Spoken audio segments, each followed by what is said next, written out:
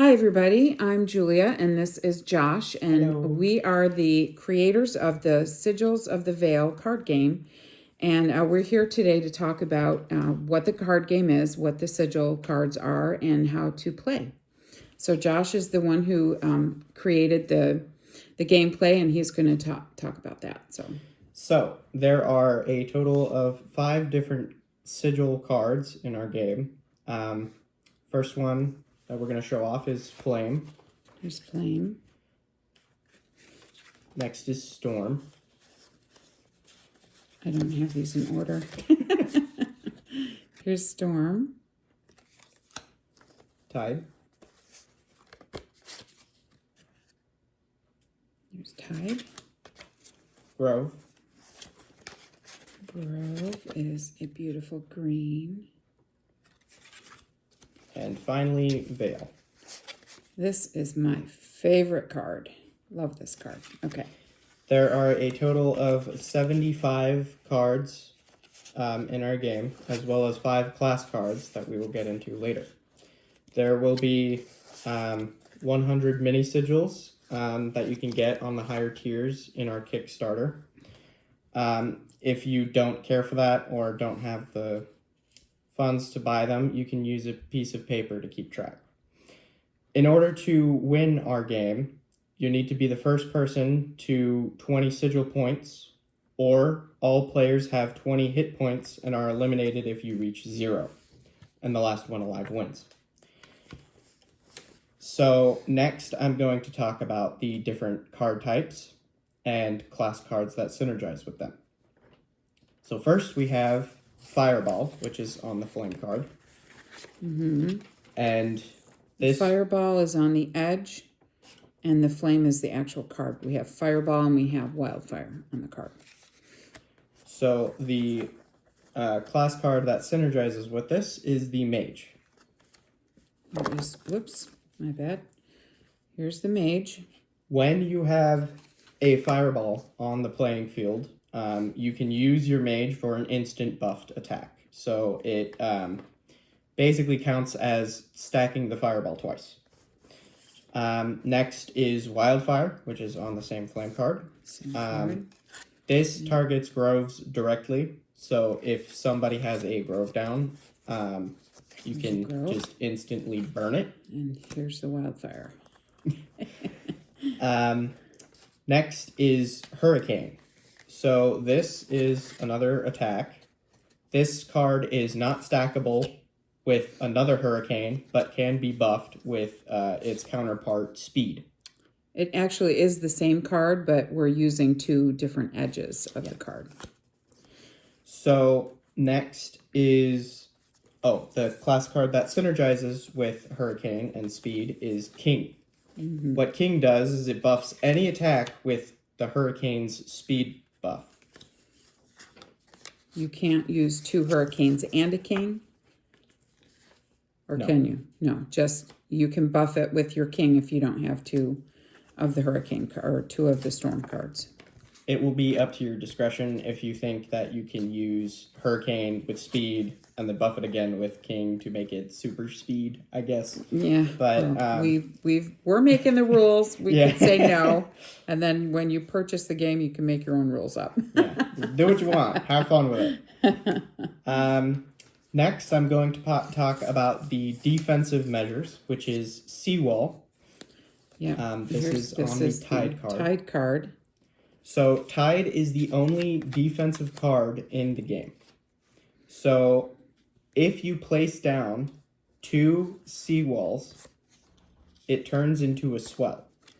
You can see swell is on one edge and seawall is on the other. So when you place your card down, you aim out from you the side of the card that you're playing. So I have seawall and swell each facing out from Or me. just announce what you're doing with your cards. Yeah. Um, and the class card. Yes, the class card for that is the Knight. Even if it is not your turn, if you are in the middle of being attacked, you can use an immediate swell for that turn. Oh, using the Knight Yes. card. Yes. You can block any attack with an immediate swell. Yes. You have to remember that your card is there to be used. Yes. Next is the buffs, which we've talked about. Speed, which can be used on both this Fireball or Hurricane. Yeah. So And Fireball itself, which can be used on top of another Fireball to basically make it a charged Fireball. So you would do this. Oh, 2 fireballs, so I'm just gonna lay them down the same. So another thing is the mage can theoretically, hypothetically, maybe a little bit buff the charged fireball into a supercharged fireball of death, which would do 3 points of damage, but it does make it so that you use your class card on that attack. And class cards, we will get into the uses of those a little bit later. So next is the supports, which we have Sapling. Sapling is on the Grove card. As well as Orchard. Sapling grants an extra turn after placing the card. You can also save it for later use if you don't want 2 turns on your next turn, but you want to save it for a little bit more if you want to prep an attack or something. Next is Orchard, which makes it so that you can draw 3 cards immediately. This is very useful if you don't like what's in your hand or your hand is a little bit low on cards. Next is... we forgot to talk about... the Druid, yeah. Druid goes with the Grove card. So this makes it so that you take 2 turns instantly during your turn. So it's an instant sapling, basically. Yeah. Usually sapling will have to be placed down in front of you and wait till your next turn. And has the chance to be burned as well, so exactly. Be careful of that. Yeah. Last is the Veil card. Okay, so here's our Veil card, and on the edges is Confusion and Deception. Deception is the funnest. So you can put down, I'm going to use a flame card. I'm going to put it down upside down and then put Deception on top of it. And the idea behind this is that no one knows what's under your Deception card. And if they try to attack you, they have to guess. So you might have something that you can defend with, or you can have something that you can attack with. So if I'm using a flame card and I'm hiding it, it's because I want to have a buffed attack at my next turn. So when the turn comes back around, if there's a tide wall over there, then I can flip this over, use another flame card, and then I can destroy a tide wall, and I get a point because I've used 2 of a stacked attack against that. So Deception is very useful for that. We will demonstrate that again during our play hand, which we will do later. And the Confusion is that you can choose on your turn to make any player at the table miss a turn. And when there are only 2 people, that works out very well because then you immediately have another turn. But if there are more people, then it might not be as useful, but you can try to figure out a better use for that. You can delay somebody if you know that they're prepping an attack. Right. Or you just don't like them. I'm just saying. Yeah. Oh, and the card that goes with the card Veil that goes with that is the Dark Elf, which is, he's beautiful. So the Dark Elf actually is the only card that uses both sides at the same time. It veils any card of your choice and confuses any player of your choice. Cool. Next is the Veil deck and discard pile. So the Veil deck, which is not in the screen. Yeah. It's still not in the screen. Yeah. It's a pile of cards. So the Veil deck is actually quite crucial. Right here, actually. Yeah. So the Veil deck resets your class cards. So if you use a class card, you have 1 charge with it.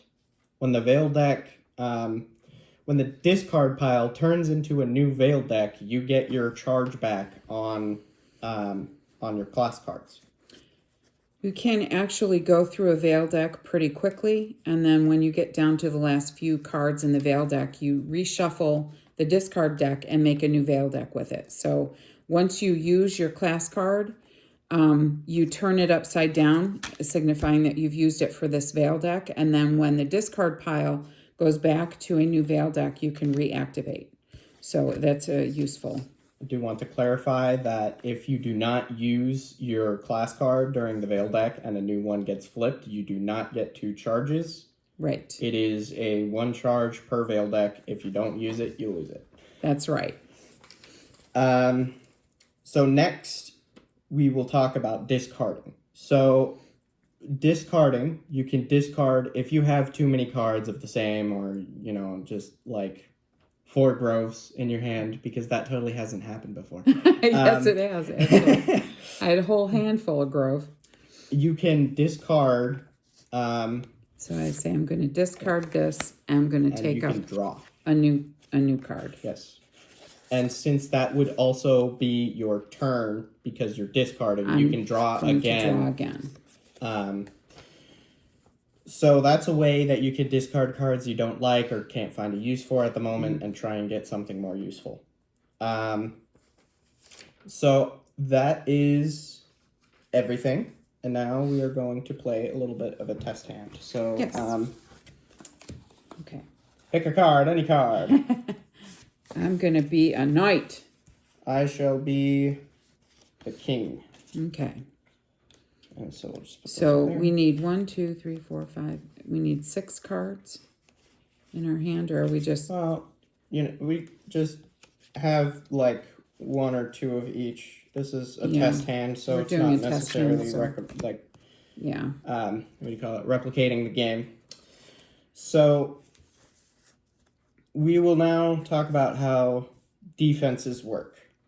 So if Mom places a seawall. I have a seawall. This is my defense. I am now going to use an attack. So this destroys the seawall, but nobody gets a point because she blocked it. Right? Those both go into the discard pile. I do have a card that can be tied. Yes. So if you do not... Okay, you attack me. Let's say you do not have a seawall up. This would be the most efficient use. If I'm hitting you with a 1-hit attack, I'm going to activate. Oh, I get a point. No, I don't. You get a point. Because this is a stacked. Swell. Yes. Yeah, this is a stacked attack. But now I've just used my class card, so I have to turn it upside down until we go to the next. You can only get points from blocking if your block is higher than the damage. Okay, so if you say that you had 2 of the hurricanes and you attacked me, I have nothing. Hurricane, speed. We basically mutually assured destruction. So yeah, and you will see that in our instructions on how to play the game. I put mad all throughout there. We have lots of mutually assured destruction. Okay. So now I'm going to use the growth. So this grants me 2 turns next turn. Okay. Say Mom doesn't want me to do that. Oh, I have wildfire. I'm going to burn you. So now, not only do I not get a turn, but both of these are discarded. Yes. So... And because you didn't have a turn, but it's my turn now? Yeah. This is... Okay. We don't take these back. No. We just leave them in the discard pile. Yeah, this is all just like... We're just showing you some of the attacks and defenses. So I have a seawall. I just put a seawall down, and then it's your turn. So, theoretically, I have a grove. I had a grove before you put down the seawall. Yeah. This gives me 2 turns. Now, there are several ways you can do attacks. So I can do a fireball with speed on top of it. Mm-hmm.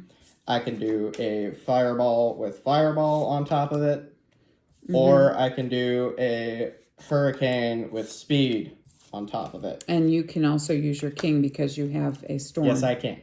Yeah. This would count as theoretically a 3 damage 3. attack. Yeah, so Since you it get... blows right through your 1 defense, Yeah, that would grant me 2 points. yes. And I would use my key, so that flips. Okay, so if I had, from the time before, I had a seawall down, and then at the next turn I put down a swell, I have a pretty good defensive position here.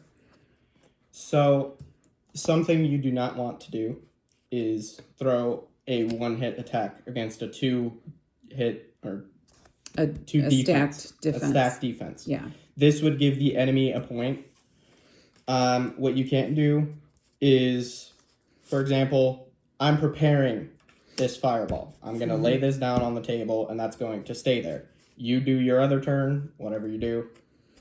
So, and I can't do anything about that. However, It's you gonna can stay attack there. me directly. I can attack. I do not have there any you go. defenses up. Yeah.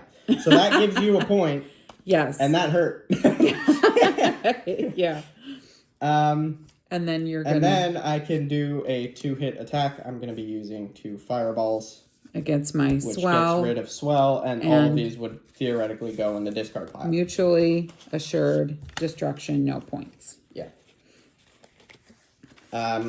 Also, theoretically, when you're doing the 2 fireball, you can have a mage on top of that, and that would make it the supercharged fireball of death, as I have said before. Yes. And that would actually give you a point because you are doing 1 extra damage than what swell can counter. Unless Bomb uses her knight, in which case she has 4 defense points, and that is completely... You can't get past that. There's no way to do 4 damage. Yeah. Or even 5. So next, let's do some deceptions. Okay. All right, so I'm going to put down a seawall, and then I'm going to hide it. Okay. I forgot my grove was still on the table. I am going to put down my grove and also hide it. Now, obviously, you don't want to say that. They're supposed to be hidden cards. Yeah. That's why it's face down, so nobody knows. So then I might put down another seawall, and this is hidden, and he does not know that it's a seawall. Okay, this is a chance, right? I say, I am now activating my 2 turns. Okay. And I am going to hit you with a fireball speed bonus. Okay, well then I'm going to tell you no, and I'm that going is to... a swell, and you just killed everything. And I got a point.